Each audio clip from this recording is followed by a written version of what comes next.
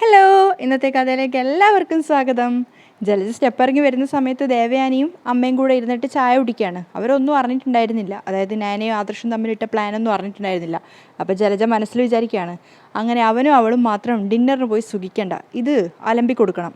എന്നിട്ട് നേരെ അവർക്കിടയിലേക്ക് വന്നിട്ട് പറയും, അതെ എല്ലാവരും പെട്ടെന്ന് റെഡിയായിക്കോ, ഇന്ന് വൈകുന്നേരം പുറത്തുനിന്നാ ഫുഡ്.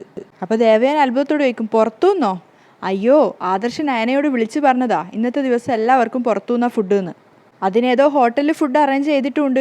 അപ്പം മുത്തശ്ശി പറയുന്നുണ്ട്, ഈ ഹോട്ടൽ ഫുഡൊന്നും അധികം കഴിക്കാൻ പാടില്ല ജലജെ. അപ്പം ജലജ ചിരിച്ചുകൊണ്ട് പറയാണ്, എന്ന് പറഞ്ഞാൽ എങ്ങനെയാ അമ്മേ? അമ്മയുടെ കൊച്ചുമോൻ അങ്ങനെ ഒരു തീരുമാനം എടുക്കുമ്പോൾ നമ്മൾ ഒപ്പം നിൽക്കുകയല്ലേ വേണ്ടത്? അപ്പം ദേവയാനി ഇങ്ങനെ ആലോചിക്കുകയാണ്. അതുപോലെ തന്നെ മുത്തശ്ശി ആലോചനയോടെ നിന്നിട്ട് പറയുന്നുണ്ട്, ആദർശ് ഇന്ന് അതിനെക്കുറിച്ചൊന്നും പറഞ്ഞില്ലായിരുന്നല്ലോ. അപ്പോൾ ദേവയാനി സംശയത്തോടെ പറയും, എന്നോടും ഒന്നും പറഞ്ഞിട്ടില്ല. അപ്പം ജലജ ഒന്ന് ചെറുതായിട്ട് എരികേറ്റാൻ നോക്കുന്നുണ്ട്. ഏട്ടത്തിയോട് പറഞ്ഞിട്ടാണോ ആദർശ് തീരുമാനങ്ങളൊക്കെ എടുക്കുന്നത്? അവനും ഭാര്യയും കൂടെ ഓരോ തീരുമാനങ്ങൾ എടുക്കും, അതിനൊപ്പം നമ്മൾ നിൽക്കണം, അതല്ലേ ഇവിടെ നടന്നു വരുന്നത്. പിന്നെ ഏതോ നാച്ചുറൽ ഫുഡ് കിട്ടുന്ന വലിയ ഹോട്ടലിലാണ് എല്ലാം അറേഞ്ച് ചെയ്തിരിക്കുന്നത്, അതുകൊണ്ട് ഭക്ഷണത്തിൻ്റെ കാര്യത്തിൽ പ്രശ്നമൊന്നും ഉണ്ടാവില്ല.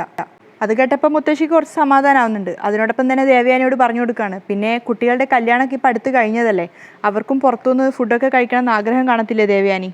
കഴിഞ്ഞ ദിവസം അവർ രാത്രിയിൽ ആരും അറിയാതെ പുറത്തു പോയത് ഇതുപോലെ ഫുഡ് കഴിക്കാനായിരിക്കും. അപ്പോൾ നമ്മളെല്ലാവരും കുറച്ചൊക്കെ അവരുമായിട്ട് പൊരുത്തപ്പെടാൻ ശ്രമിക്കണം.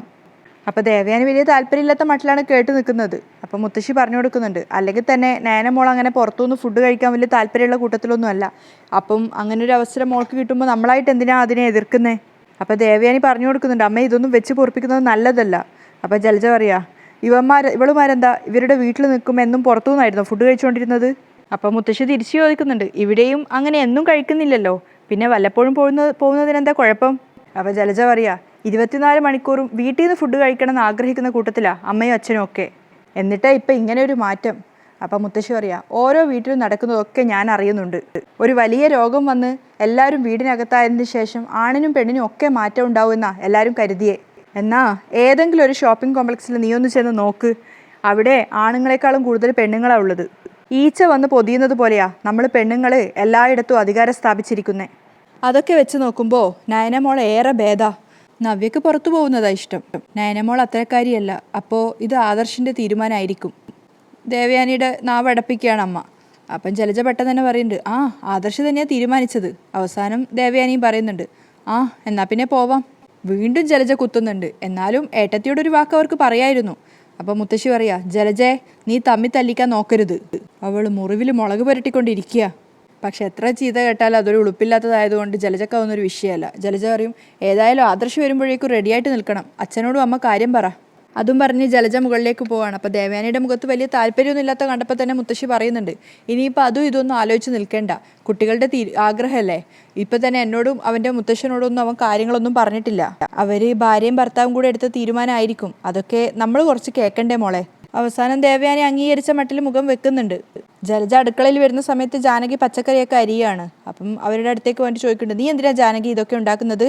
അപ്പം രാത്രി ഭക്ഷണം കഴിക്കണ്ടേ? ജാനകി തിരിച്ചു ചോദിക്കുകയാണ്. അപ്പം ജലജ സന്തോഷത്തോടു കൂടി പറയാണ്, രാത്രിയിൽ അതിന് നമ്മൾ ഇവിടുന്നല്ലല്ലോ ഭക്ഷണം കഴിക്കുന്നത്. അപ്പം ജാനകി ചോദിക്കും, പിന്നെ എവിടുന്നാ? ആദർശ് മോൻ നമുക്കെല്ലാവർക്കും വിശാലമായൊരു ഡിന്നർ ഇന്ന് ഹോട്ടലിൽ അറേഞ്ച് ചെയ്തിരിക്കുക. അപ്പം ജാനകി ഇങ്ങനെ അതിശയത്തോടെ നോക്കുകയാണ്, ഞാൻ അറിഞ്ഞിട്ടില്ലല്ലോ എന്നൊരു ഭാവത്തിൽ. അപ്പം ജലജ പറയുന്നുണ്ട്, നീ പോയി അച്ഛനോട് വിവരം പറഞ്ഞിട്ട് വേഗം റെഡിയാവാൻ പറ.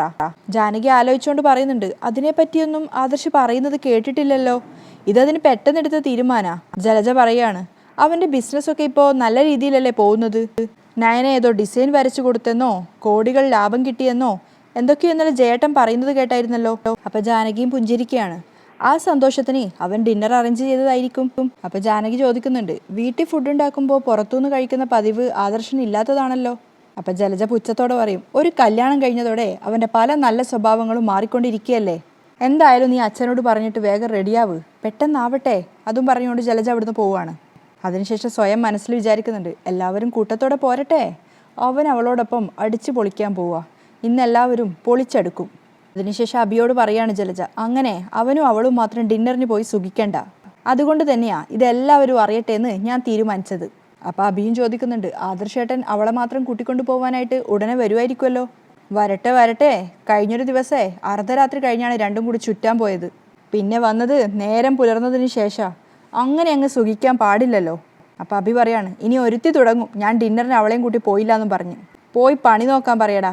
അവളുമാരൊക്കെ അവളുമാരുടെ വീട്ടിൽ ജീവിക്കുന്ന സമയത്ത് ഇങ്ങനെ ഡിന്നറിന് പോയിക്കൊണ്ടിരിക്കുകയായിരുന്നല്ലോ.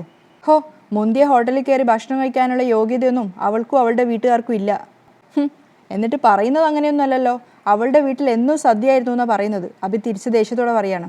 അപ്പം ജലജ പറഞ്ഞു കൊടുക്കുകയാണ്, എടാ പുറത്തൊക്കെ തെണ്ടിത്തിരിഞ്ഞ് നടന്നവളുമാരാ ഇപ്പോൾ ഈ കൊട്ടാരം പോലത്തെ വീട്ടിൽ വന്ന് കയറിയിരിക്കുന്നത്. ഇന്നത്തെ ദിവസം എന്തായാലും ഏട്ടത്തിയെ ചൊടിപ്പിക്കാൻ പല മാർഗങ്ങളും ഒത്തുവരുമെന്നാണ് എൻ്റെ വിശ്വാസം.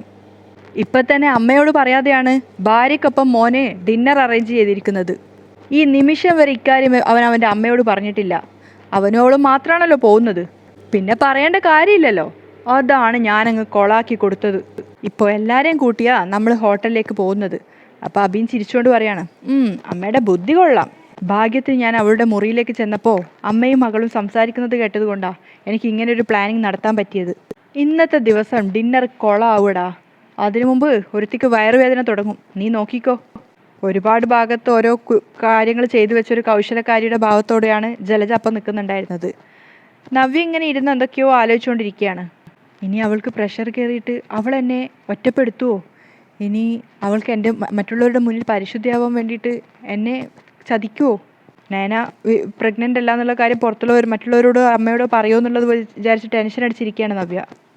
അനന്തമൂർത്തിയും വസുന്ധരയും ഡ്രസ്സൊക്കെ മാറ്റി റെഡിയായിട്ട് വന്നിട്ട് ഹാളിലിരിക്കുകയാണ്. നവ്യ അത് കാണുന്നുണ്ടായിരുന്നു തൊട്ടപ്പുറത്ത് തന്നെ. അപ്പം ജലജ അങ്ങോട്ടേക്ക് വന്നിട്ട് ചോദിക്കുന്നുണ്ട്, ആഹാ അമ്മ അച്ഛൻ ഇത്രയും പെട്ടെന്ന് റെഡിയായോ? അപ്പം മൂർത്തി പുഞ്ചിരിച്ചുകൊണ്ട് പറയുന്നുണ്ട്, പിന്നെ എൻ്റെ കൊച്ചുമോനൊരു ഡിന്നർ ഞങ്ങളെ ക്ഷണിക്കുമ്പോൾ എത്രയും പെട്ടെന്ന് ഞങ്ങൾ റെഡിയായിട്ട് വരണ്ടേ? ജലജ ഇങ്ങനെ ചുറ്റിലും പരതുന്ന സമയത്ത് അവിടെ നവ്യയെ കാണുന്നുണ്ട്. അപ്പം നവ്യ ഇതൊന്നും അറിഞ്ഞില്ല എന്നുള്ള ഭാവത്തിലാണ് അവിടെ ഇരിക്കുന്നത്. അപ്പം ജലജ വിചാരിക്കുകയാണ്, ഇവളിതൊന്നും അറിഞ്ഞിട്ടില്ലെന്നാണ് തോന്നുന്നത്. സാവധാനത്തിൽ അറിഞ്ഞാൽ മതി. അപ്പോഴേക്കും കനകയെ അങ്ങോട്ടേക്ക് വരുന്നുണ്ട്. അപ്പം മുത്തശ്ശി ചോദിക്കുകയാണ്, അല്ല നീ ഒരുങ്ങിയില്ലേ കനകയെ? കനകക്കൊന്നും മനസ്സിലാവുന്നില്ല. എന്തിനാ അമ്മേ? അത് ശരി. അപ്പം നയനമോൾ നിന്നോടൊന്നും പറഞ്ഞില്ലേ? ഇന്ന് ആദർശമോ നമുക്ക് എല്ലാവർക്കും ഡിന്നർ അറേഞ്ച് ചെയ്തിരിക്കുക. അപ്പം കനക കേട്ടപ്പോൾ തന്നെ ഞെട്ടാണ്. അയ്യോ, ആദർശമോനും നയനമോളും മാത്രം പോകുന്നതാണല്ലോ പറഞ്ഞിരുന്നത്. അതിനിടയ്ക്ക് എല്ലാവരും ഒരുങ്ങിയോ? അത് കണ്ടപ്പോൾ ജലജ ചോദിക്കൂ, നീ എന്താ അന്തം വിട്ട് നോക്കി നിൽക്കുന്നേ? വലിയ ഹോട്ടലിലേക്കാണ് പോകുന്നത്. അത്തരം ഹോട്ടലൊക്കെ നീ പുറത്തുനിന്നല്ലേ കണ്ടിട്ടുള്ളൂ. ഇന്നകത്ത് കയറി കാണണം. എന്നിട്ടേ വയറ് നിറച്ച് എന്തെങ്കിലുമൊക്കെ കഴിക്ക്. അത് കനകക്ക് തീരെ പറ്റിയിട്ടുണ്ടായില്ല. കനക അപ്പം തന്നെ പറയുന്നുണ്ട്, അതെ, ഈ വലിയ ഹോട്ടലിൽ കയറിയിട്ട് ഭക്ഷണം കഴിക്കാനുള്ള കൊതിയൊന്നും ഞങ്ങൾക്കില്ല.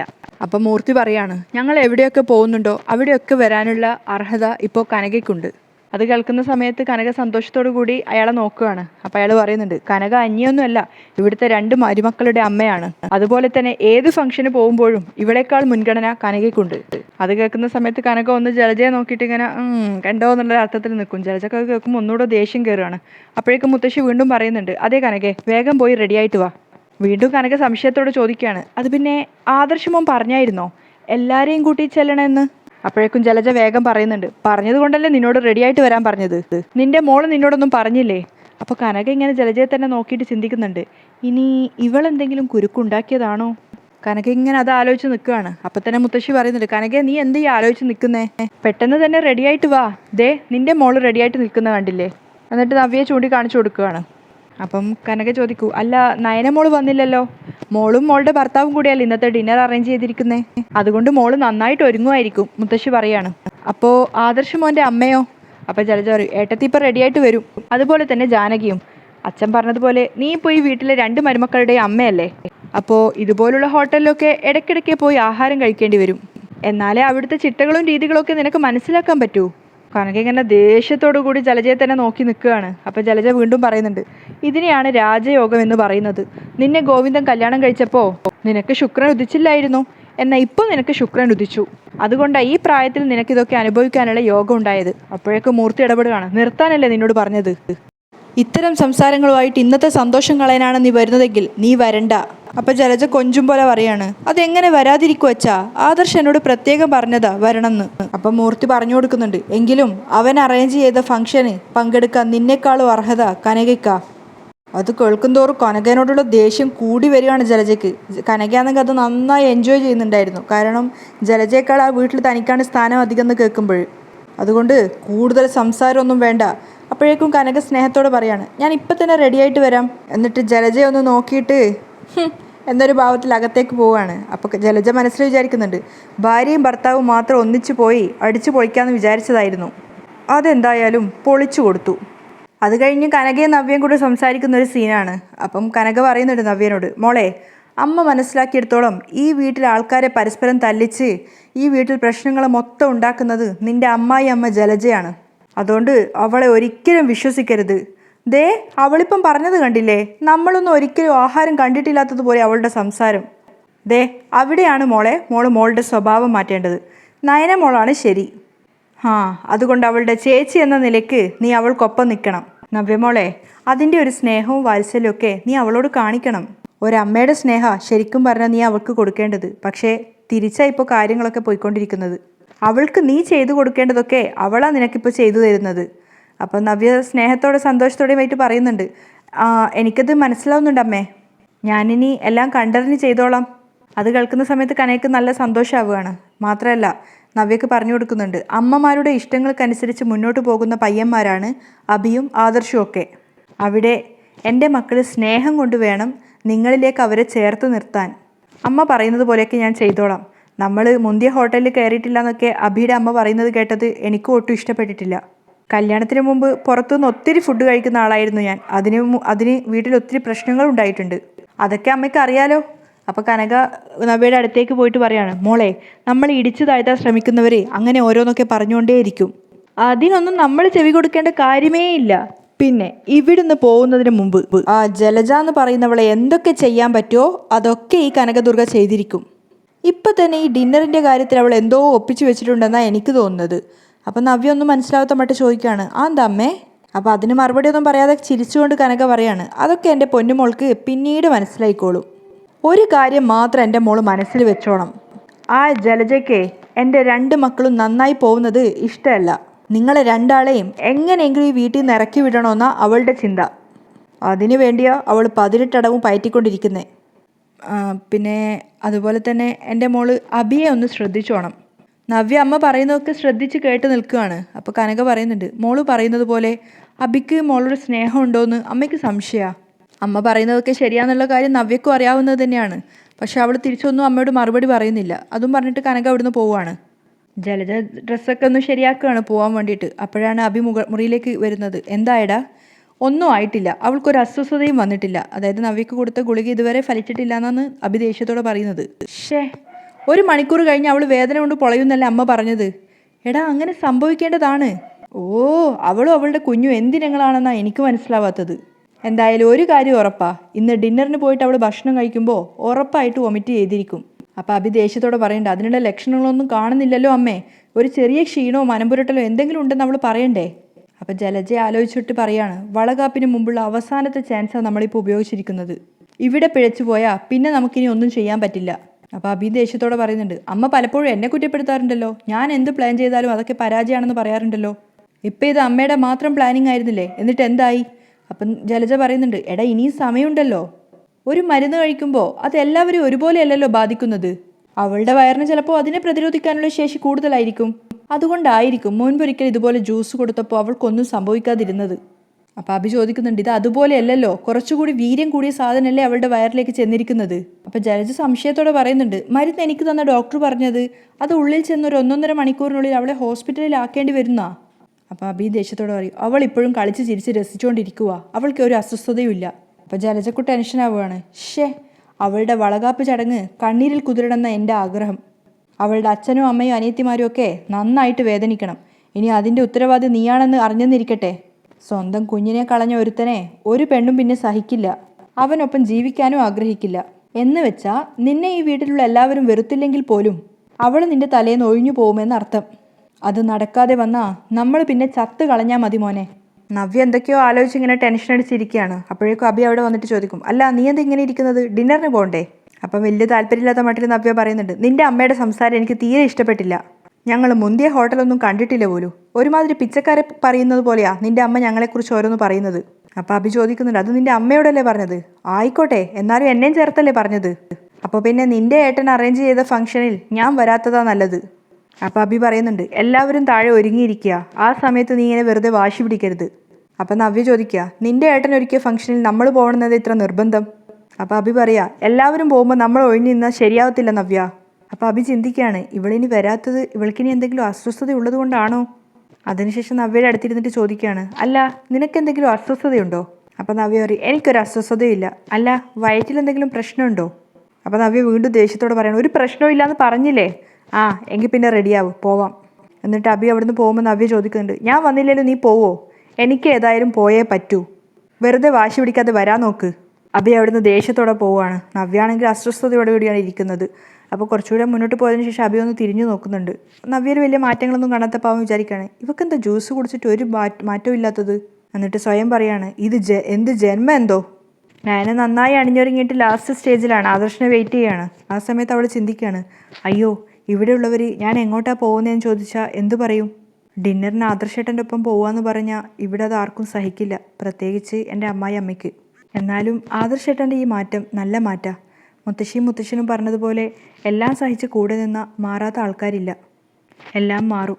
മെല്ലെ മെല്ലെ ഈ താലിക്ക് ശക്തിയുണ്ടെന്ന് ആദർശേട്ടന് മനസ്സിലാവും. അതുകൊണ്ട് പറയുന്നത് അതേപടി അനുസരിക്കുന്നതാണ് നല്ലത്. അതിനുശേഷം പഴയൊരു മെമ്മറിയാണ് നയന ആലോചിക്കുന്നത്. ആദർശ് നയനയെ എടുത്ത് നടന്ന ആ ഒരു ഭാഗം, അത് എൻജോയ് ചെയ്തിട്ടുണ്ടായിരുന്ന ആ ഒരു സീനായിരുന്നു അത്. ആ ഓർമ്മകളൊക്കെ ആലോചിച്ചുകൊണ്ട് നയന ഇങ്ങനെ ചിരിക്കുകയാണ്. അതിനുശേഷം വിചാരിക്കുന്നുണ്ട്, ഡിന്നറിന് പോകുമ്പോൾ ഈ കൂട്ടുകാരാരെങ്കിലും ഉണ്ടാവുമോ? അങ്ങനെയാണെങ്കിൽ ഞാൻ ഭാര്യയാണെന്ന് പറഞ്ഞ് പരിചയപ്പെടുത്തുമ്പോൾ ആദർശേട്ടന് ഒരു കുറച്ചിലും ഉണ്ടാവാൻ പാടില്ല.